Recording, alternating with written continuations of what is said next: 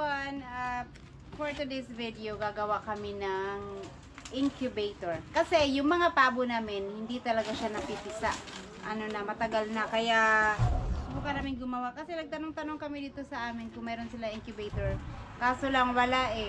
At saka since wala naman yung walang inahin na manok, susubukan na lang namin gumawa ng incubator, baka sakaling mapisa yung mga itlog ng pabo. Ano lang daw pala to eh, karton lang. May nagturo kay Buyog, karton lang daw yung gagamitin. Kaya eto yung gagawin niya, susubukan lang namin. Sana mapisa ha. Kaya natulog. Try Tsaka, lang, try. Ito yung pula, no? Ganito yung ilaw. Tapos,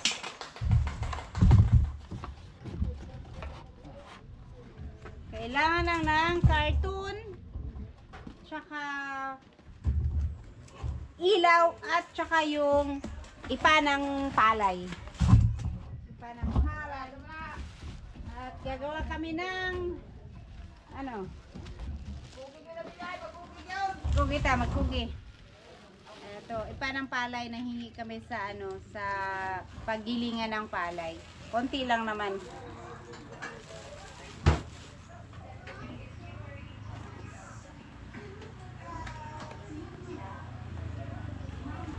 Ilang days ba mag-incubate ng ng itlog? 21 days lang ba yan sila? May pabo eh. Ewan namin kung walang similya yung lalaking pabo namin kasi hindi talaga napipisa yung mga itlog. Ilang beses na silang maglimlim pero ayaw mapisa. Baka dito susubukan kung naman, baka mapisa.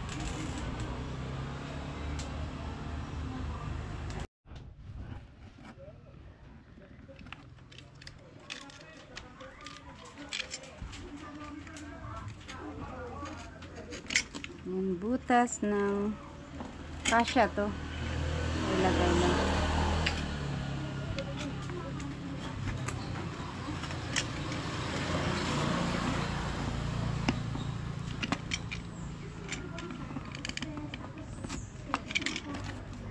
Yan.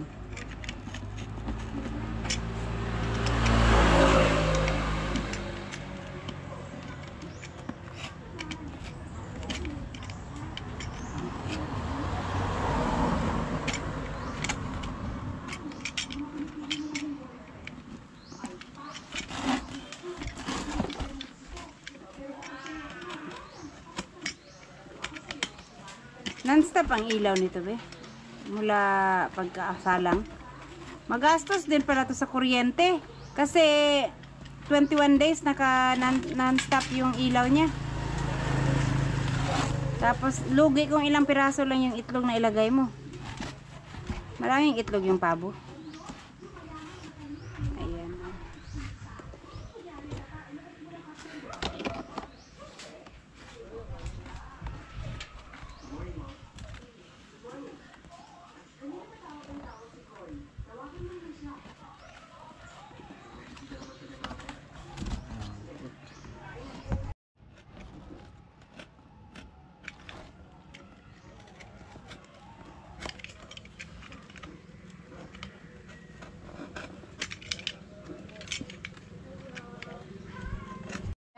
Ganyan lang pala yung pagbutas, hindi diretso yung ibutas siya para sa kabila.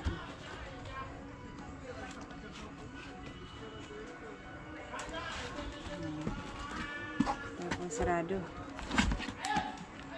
Hindi na to butangan ng dire, hingahan. Tangan.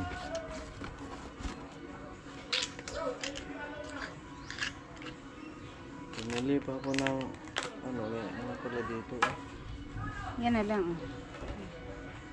Putol.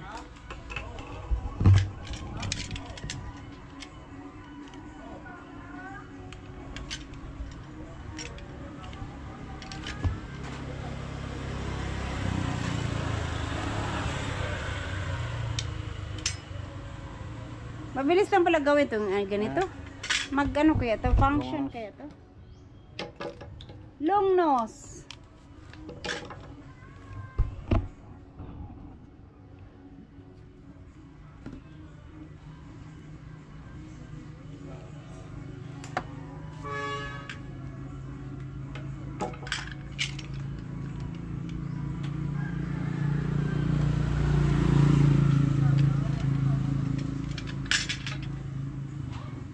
Subukan nga lang kung pwede. Kapusa.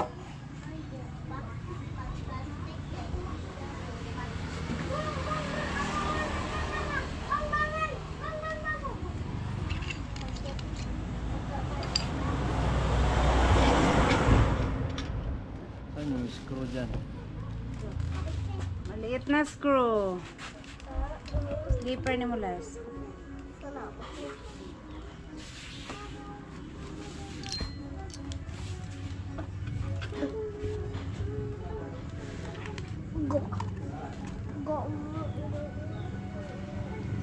Wala sa akin last.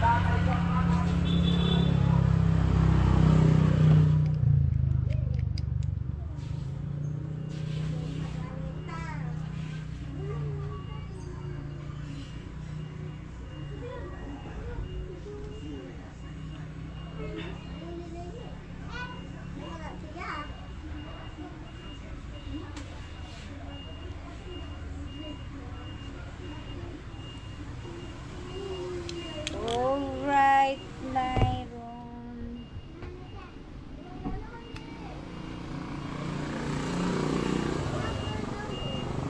Ayan, eto guys, sapawan lang ng ano, ng dalawang ano makapal para ano siya matigas.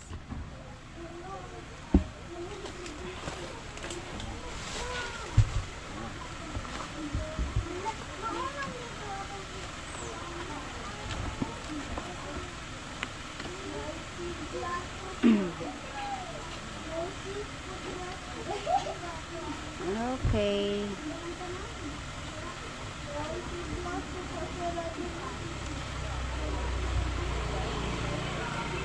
Tapos, itong ilaw na pula. Anong tawag sa ilaw na pula? Frosted lamp. Ha? Frosted.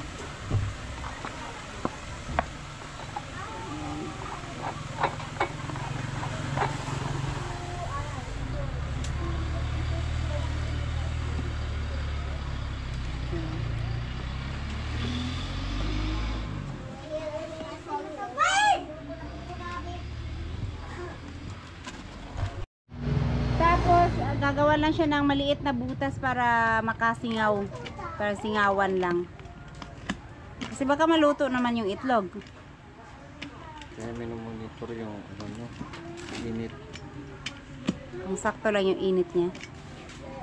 Kailangan ng temperature. 37 daw, 37. Dapat meron kang ano dyan. Meron kang yung thermometer, no?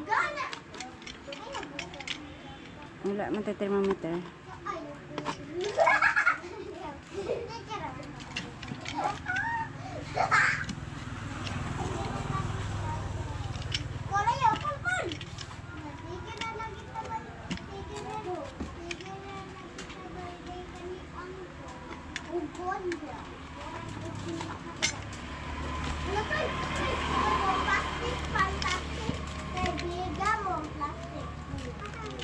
Okay. Yan lang, liit lang pala ng ano gagawin. Tapos lagay na yung ipa. Siguro kung mas maraming itlog kailangan yung ilagay, di mas malaking box yung gagawin. Eto, ilang pirasong itlog lang kasi susubukan lang naman. Ayan, ito oh.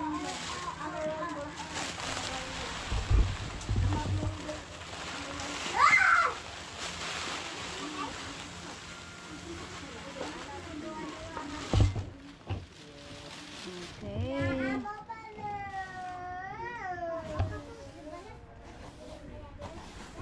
Eto guys, yung itlog ng paabo. Tuwing nang itlog doon sa ano namin, kinukuha na lang nalagay dito. Ganito pala ang itlog ng pabo, ang ano talim ng dulo. So ayan.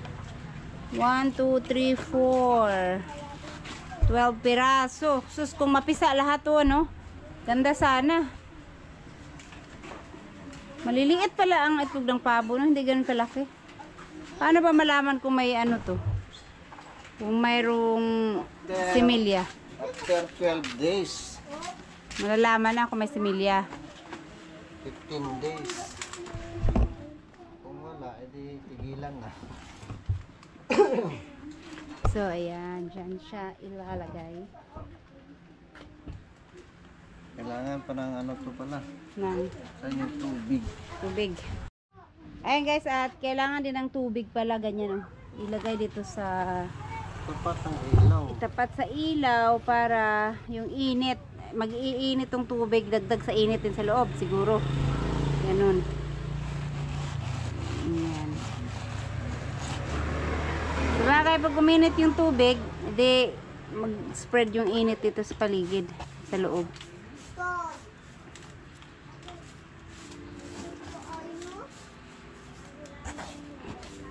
Yan, tapos saka na ilagay yung mga itlog. Ito ng mga itlog kung saan banda siya. Hindi na dikit-dikitin.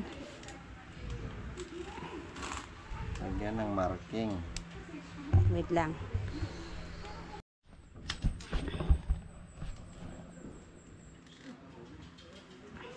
Sana mapisa silang lahat. Or kahit kung hindi man, at least merong 5. Para marami-rami naman.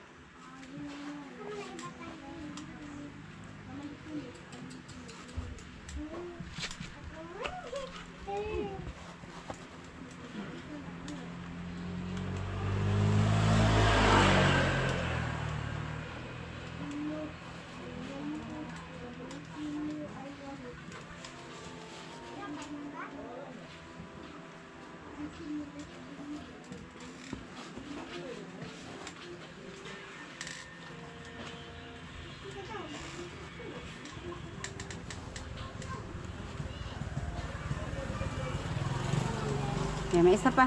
Isang piraso pa. Ito pala. Masarap din ba ang itlog ng pabo? Pag ano mo, iluto. Parang itlog din. Itlog yan.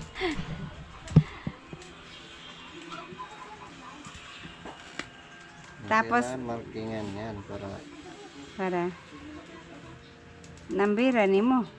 Para alam mo kung sa naikot na ba. kala ko may number. Ay, kailangan pala itong ikutin. Kailangan pala ikutin.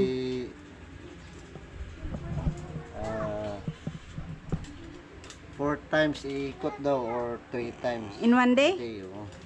Oh. So, kailangan ikutin 3 to 4 times a day. So, i-divide na lang yung oras ng pag-ikot. Ayan na. Sa gabi, wala na. Umaga, tanghali, gabi. Gabi. Okay, so yan. Ang DIY incubator. Tapos hanap na lang kami ng paglagyan sa kanya na nakailaw siya 24/7. Alright. Right. Ganun lang kadami yung ipa din at saka kasi depende sa laki ng box. Tapos i-sealed na lang siya.